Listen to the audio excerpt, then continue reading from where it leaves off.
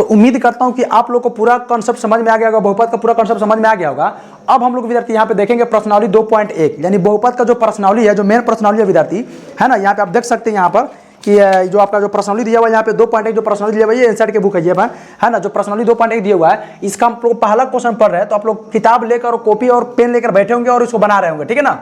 यहाँ पर हम एक क्वेश्चन बना देंगे और बाकी इसका जो क्वेश्चन होगा बनाने की आप खुद से कोशिश कीजिएगा, फिर उसके बाद यहाँ पे बनाइएगा, ठीक है ना। इससे ज्यादा आपको बेनिफिट मिलने वाला है ना। तो यहाँ पे क्वेश्चन, पहला क्वेश्चन क्या है विद्यार्थी, प्रश्नावली 2.1 का पहला क्वेश्चन है, निम्नलिखित व्यंजकों में कौन कौन एक चर में बहुपद है और कौन कौन नहीं है, कारण के साथ अपना उत्तर देना है। यानी कि बताना इसमें कौन सा बहुपद है, कौन सा बहुपद नहीं है, और नहीं है तो क्यों नहीं है, और है तो क्यों है, ये हमको कारण देना है, ठीक है ना। तो सबसे पहली बात है, जो पहला क्वेश्चन विद्यार्थी आपका यहाँ पर दिया हुआ है ना, 4x² - 3x + 7 यानी कि 4x² - 3x + 7 है ना। अब इसको बताने क्या ये बहुपद है कि नहीं है, अगर हाँ तो है तो क्यों है, नहीं है तो क्यों नहीं है, ठीक है ना। तो यहाँ पे देखेंगे क्या ये बहुपद है कि नहीं है। देखेंगे इसके पहले, सबसे पहले हम लोग बहुपद के क्राइटेरिया देखे थे, शर्त देखे थे, बहुपद होने के लिए शर्त देखे थे। धनात्मक उसका जो सबसे पहली बात है, एक चर में होना चाहिए, कोई भी बीजीय व्यंजक एक चर में होना चाहिए, और चर का जो घात होना चाहिए धनात्मक होना चाहिए, बाटा में नहीं होना चाहिए, और पूर्णांक संख्या होना चाहिए। बस यही हम लोग क्राइटेरिया देखे थे, है ना। अब उसको देखेंगे क्या यहाँ पे ये जो बीजीय व्यंजक है क्या बहुपद के क्राइटेरिया को फुलफिल कर रहा है कि नहीं कर रहा है, उस शर्त को लागू इस पे हो रहा है, उस शर्त लागू इस पे हो रहा है कि नहीं हो रहा है, वो चीज को देखेंगे। यहाँ पर है 4x² - 3x + 7, है ना। अब देखो कि क्या यहाँ पर एक चर में है कि नहीं बहुपद, ये क्या एक चर में है, ये बीजीय व्यंजक एक चर में है। चर का घात कितना विद्यार्थी 2 है, तो 2 क्या है विद्यार्थी, धनात्मक संख्या भी है और ये पूर्ण संख्या भी है, तो ये मेरा बहुपद हो जाएगा। तो लिखेंगे यहाँ पर हाँ यह बहुपद है, तो ये मेरा बहुपद है, ये बन गया। अब इसका कारण यहीं पे कारण, क्योंकि यानी कि कारण हो गया क्योंकि यह एक चर में है। क्या ये एक चर में कि नहीं विद्यार्थी, बिल्कुल एक चर में है, क्योंकि यह एक चर में है तथा और चर का घात कितना विद्यार्थी, धनात्मक संख्या। तो अब देखेंगे कि चर का घात क्या है विद्यार्थी, धनात्मक संख्या है, तो ये मेरा हो जाएगा। बोलो जैसे अनो, समझ में आप लोग को आ गया होगा। अब इसी आधार पे विद्यार्थी इसमें जितने क्वेश्चन है, तो आपको क्वेश्चन देखेंगे विद्यार्थी, आपको क्वेश्चन 2 भी है, y² + √2 है। फिर उसके बाद 3 नंबर में क्या है विद्यार्थी, 3√t + t√2 है।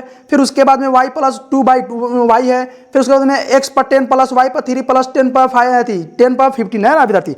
यानी इतना को क्वेश्चन दिया हुआ है, आपको क्वेश्चन को बनाना है ना।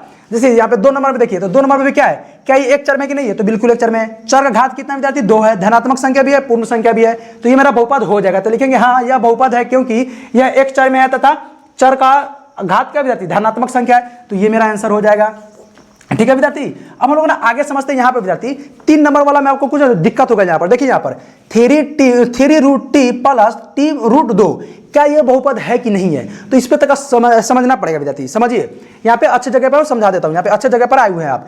नहीं, यह बहुपद नहीं है। और क्यों, क्योंकि यह एक चर, जो चर का जो घात है विद्यार्थी धनात्मक पूर्णांक संख्या नहीं है। अब ये धनात्मक पूर्णांक संख्या कहाँ है, नहीं है, बोलेगा सर इसमें चर का घात कहाँ दिया हुआ है सर, तो आप बोले कि धनात्मक पूर्णांक संख्या नहीं है। अरे विद्यार्थी मैं अभी ना आपको बताया, यानी जब भी कोई भी चर को रूट से बाहर निकालेंगे तो बाटा में निकल जाता है। तो बाटा में यानी कि बाटा में चला गया तो क्या हो जाएगा, वो मेरा पूर्णांक संख्या नहीं होता, वो नहीं हो पाता है ना, तो मेरा बहुपद भी नहीं हो पाएगा। जैसे कि यहाँ पर दिया हुआ है विद्यार्थी, जब देखेंगे 3√t क्या + t√2 है। जब इसको जब बनाएंगे विद्यार्थी, तो हम आपको बताया है कि अगर मान लीजिए √t है, √t है, तो इसका क्या हो जाएगा, t पे पावर 1/2 आ गया।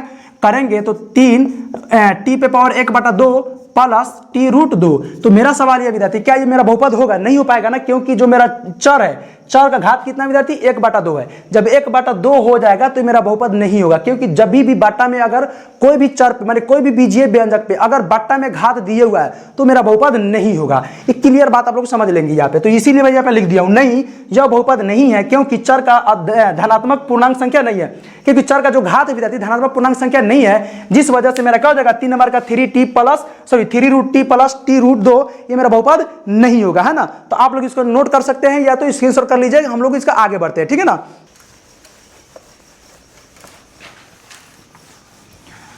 दिल के अरमाया सुमी बह गए हम वफा करके भी तन्हा और रह गए। यहाँ पे देखेंगे विद्यार्थी 4 नंबर का, 4 नंबर में क्या कर रहा है, y + 2/y है ना। इसका एक फॉर्मूला होता है विद्यार्थी, 1/a पे पावर n बराबर a पे पावर n - n ए पे पावर माइनस एन हो जाता है। जब उसी आधार पर जब इसको आप बनाएंगे तो y प्लस 2y, और जब इसके ऊपर क्या है 1 है, जब ये जाएगा तो माइनस में हो गया तो -1 हो गया।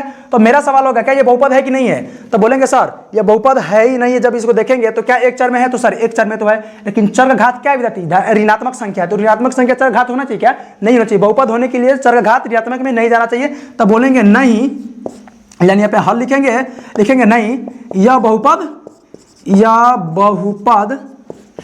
नहीं है। आप लोग खुद लिख लेंगे इसको, है ना, मैं फिर भी जल्दीबाजी में लिख दे रहा हूं, नहीं यह बहुपद नहीं है क्योंकि, कारण भी तो देना है ना विद्यार्थी, आपको बुक में बोल रहा है कारण देने के लिए, क्वेश्चन में बोल रहा है कारण देने के लिए, क्योंकि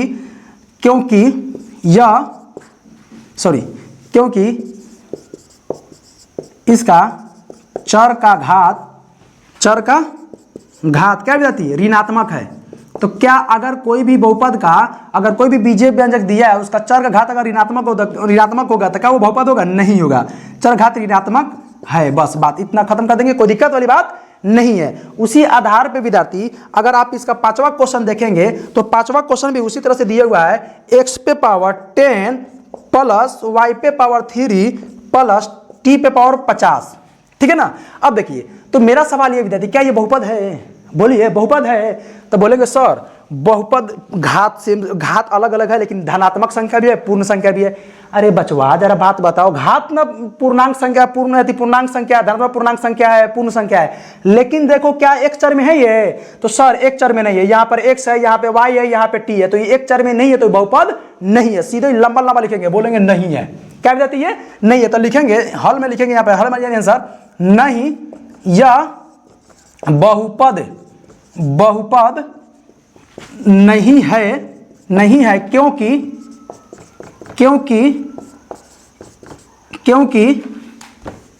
क्योंकि इसमें अनेक चर है। अनेक चर का मतलब होगा एक से अधिक चर है, क्योंकि इसमें अनेक चर है। बस बात खत्म, आपका ये बन गया है ना। तो आप लोग इसको नोट कर लीजिए फटाफट। अब हम लोग यहाँ पर देखेंगे प्रश्नावली 2.1 का दूसरा क्वेश्चन क्या करें विद्यार्थी, निम्नलिखित में ना प्रत्येक में एक्स स्क्वायर का गुणांक लिखिए। यानी कि हमको ना स्पेशली एक्स स्क्वायर का गुणांक को लिखना है, ठीक है ना विद्यार्थी। यहाँ पे ध्यान दीजिए, यहाँ पर क्या है, पहला क्वेश्चन क्या है 2 plus x square plus x है। तो सबसे पहले देखेंगे यहाँ पर एक्स स्क्वायर कहाँ पर है, तो देखिए यहाँ पर एक्स स्क्वायर यहाँ पर है, ठीक है ना। तो इसके बगल में अगर मैं बोलूंगा एक्स स्क्वायर के बगल में कुछ नहीं तो क्या है विद्यार्थी, गुना में क्या है विद्यार्थी एक है। यानी कोई भी चर से पहले अगर कोई भी अचर संख्या नहीं दिया गया रहता है तो वहां पर एक मान लिया जाता है, माने एक हाइड रहता है, छुपा हुआ रहता है, ठीक है ना। चलिए तो यहां पे समझिए, जब भी जो भी चर का गुणांक बोलेगा करने को, अगर उसके बगल में कोई अचर नहीं दिया है तो हम एक मान लेते हैं। मानते क्या है ना, उसके बगल में एक छुपा हुआ ही रहता है, ठीक है ना। तो इसका हल क्या हो जाएगा विद्यार्थी, जब देखेंगे तो एक्स स्क्वायर गुणांक क्या हो जाएगा, तो लिखेंगे एक्स स्क्वायर का गुणांक। तो इसका क्या हो जाएगा विद्यार्थी, यहां पर इसके बगल में कुछ नहीं तो क्या है विद्यार्थी प्लस एक्स स्क्वायर के बगल में क्या है, सॉरी एक्स स्क्वायर के बगल में क्या है, कुछ नहीं तो प्लस में एक है, ठीक है ना।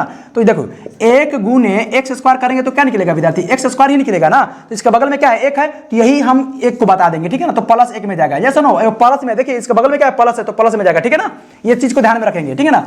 इसका दूसरा क्वेश्चन क्या है विद्यार्थी, जब इसका दूसरा क्वेश्चन देखेंगे आप लोग तो लिखे हुआ है 2 नंबर में क्या है कि 2 minus x square plus x पर क्यूब। चलिए ये थोड़ा इंटरेस्टेड क्वेश्चन है। देखिए यहाँ पर सबसे पहली बात देखेंगे यहाँ पर विद्यार्थी, एक्स स्क्वायर यहाँ पर है, एक्स स्क्वायर तो यानी एक्स पे पावर 2 यहाँ पर है विद्यार्थी। तो इसका देखिए इसका गुणांक कितना है, तो कुछ नहीं है तो एक है, लेकिन एक जो है विद्यार्थी वो क्या चीज में है, माइनस में या प्लस में। तो बोलेंगे सर माइनस में, क्योंकि कोई भी संख्या से पहले यानी कोई भी चर हो अचर से पहले क्या लगा होता है विद्यार्थी, पद लगा होता है, माइनस या प्लस का पद लगा होता है। तो इसके पहले क्या विद्यार्थी माइनस का, तो माइनस लगा देंगे। तो यहाँ पर लिखेंगे एक्स स्क्वायर का गुणांक क्या विद्यार्थी, एक्स स्क्वायर का गुणांक बराबर क्या हो जाएगा, यहाँ पर -1 हो जाएगा, यस नो। उसी तरह से जब इसका 3 नंबर का देखेंगे, 3 नंबर में क्या करा विद्यार्थी, देखिए यहाँ पर लिखा हुआ है 3 नंबर का कि पाई बटा क्या है 2x स्क्वायर माने x square plus x.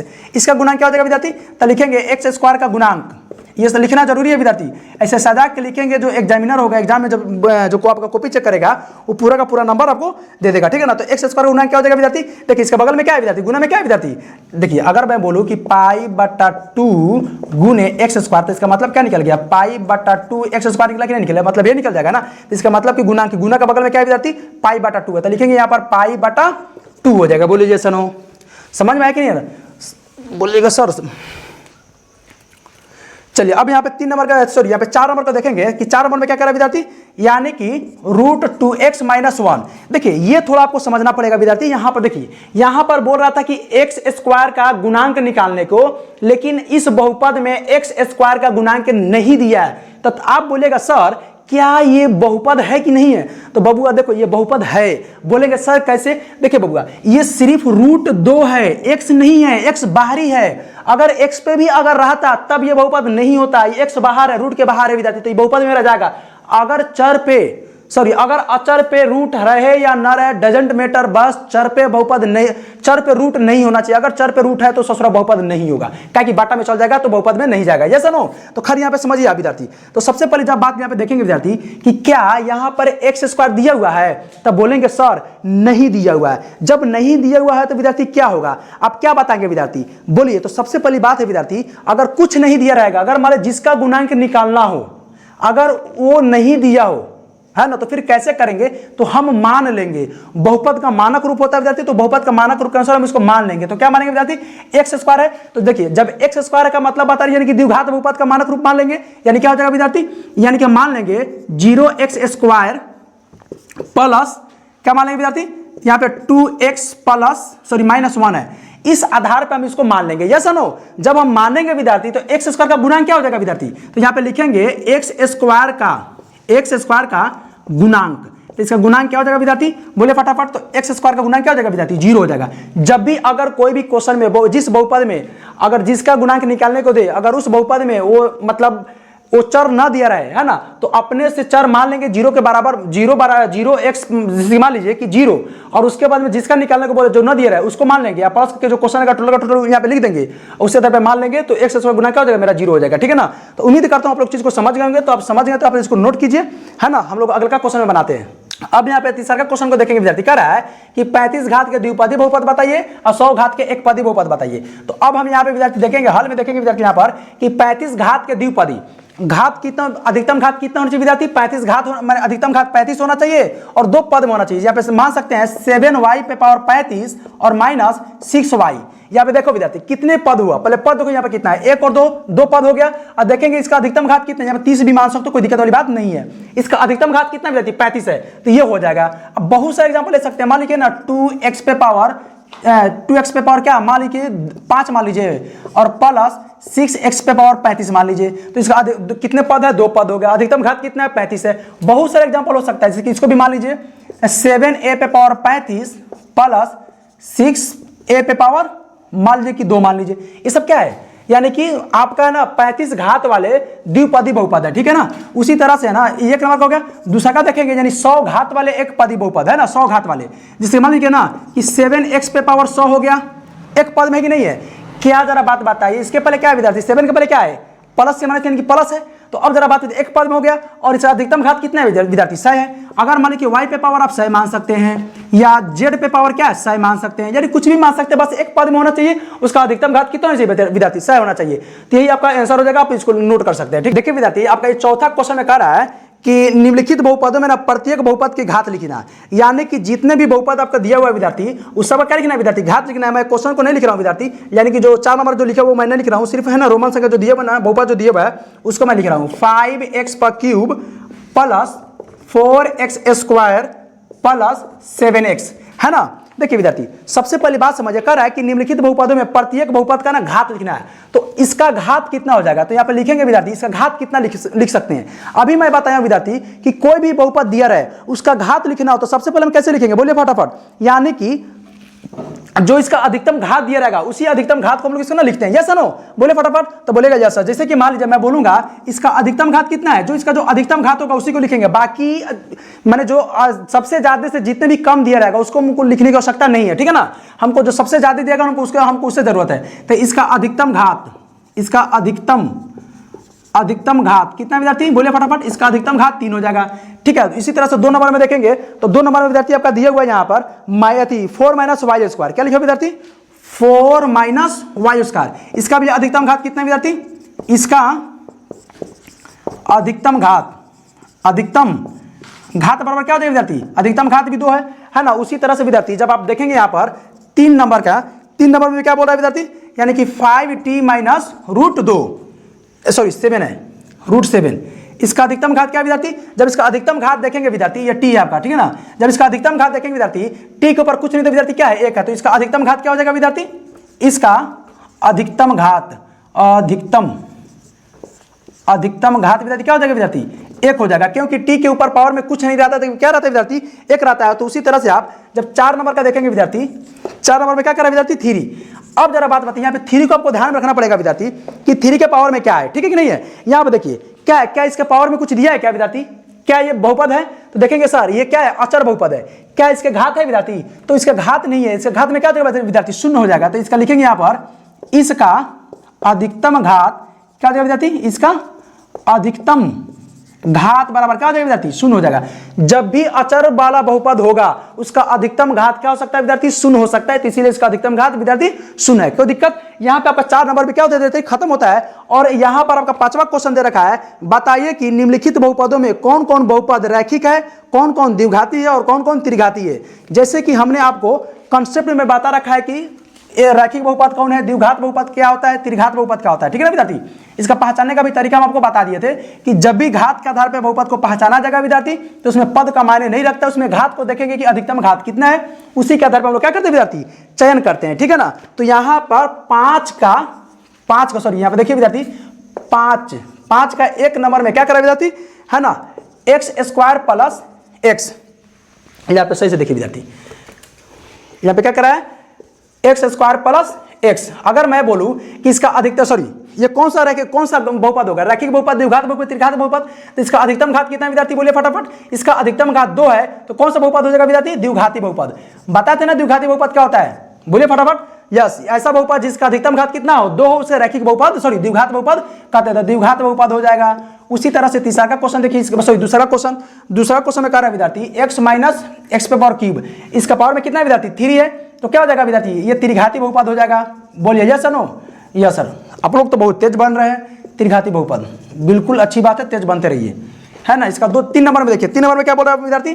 y plus y² plus 4। अब जरा बात बताइए, इस पर अधिकतम घात कितना है विद्यार्थी? 2 है, तो कौन सा घात हो जाएगा विद्यार्थी? द्विघाती बहुपद, द्विघाती बहुपद।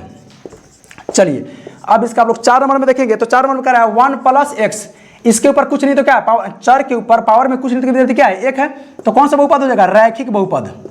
रैखिक बहुपद, रैखिक बहुपद बोलिए या एक घाती बहुपद बोलिए, रैखिक बहुपद। कोई दिक्कत नहीं है, अच्छी बात है, नहीं है। तो इसका 5 नंबर क्वेश्चन देखिए, 5 नंबर क्वेश्चन दे रहा है विद्यार्थी ना 3t। इसके ऊपर भी क्या हो जाएगा विद्यार्थी? कुछ नहीं तो क्या है विद्यार्थी? 1 है, तो ये भी रैखिक बहुपद हो जाएगा। बोलिए यस या नो? रैखिक कैसे लिखा गया? ठीक है, आप लोग समझ जाएंगे।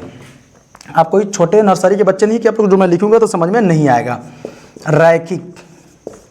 रैखिक बहुपद, ठीक है। इसका 6 नंबर क्वेश्चन देखेंगे। 6 नंबर r² है, यानी r पे पावर क्या है विद्यार्थी? 2 है, तो कौन सा बहुपद हो जाएगा विद्यार्थी? घात देखेंगे, घात अधिकतम घात 2 है, तो द्विघाती बहुपद, द्विघाती बहुपद। चलिए 7 नंबर में क्या है विद्यार्थी? 7 नंबर दिया कि नहीं दिया? दिया हुआ है 7x पे पावर क्यूब। इसका अधिकतम घात कितना है विद्यार्थी? 3 है, तो क्या हो जाएगा? त्रिघाती बहुपद, त्रिघाती बहुपद। देखिए, तो अब यहाँ पर आपका क्वेश्चन यहाँ पे समाप्त होता है, और यहाँ पे क्वेश्चन समाप्त होने के साथ साथ अगर ना अब जो प्रश्नावली है 2.1 ये समाप्त हो गया, ठीक है ना। तो उम्मीद करता हूँ कि आपको ना प्रश्नावली 2.1 समझ में आया होगा, और जितने भी मैं आपको कॉन्सेप्ट बताया हूँ वो और बेहतर से समझ में आया होगा, ठीक है ना। अब मिलते हैं हम लोग ना दूसरी वीडियो में, यानी 2.1 के साथ हम लोग मिलते हैं। तब तक के लिए जय हिंद, जय भारत।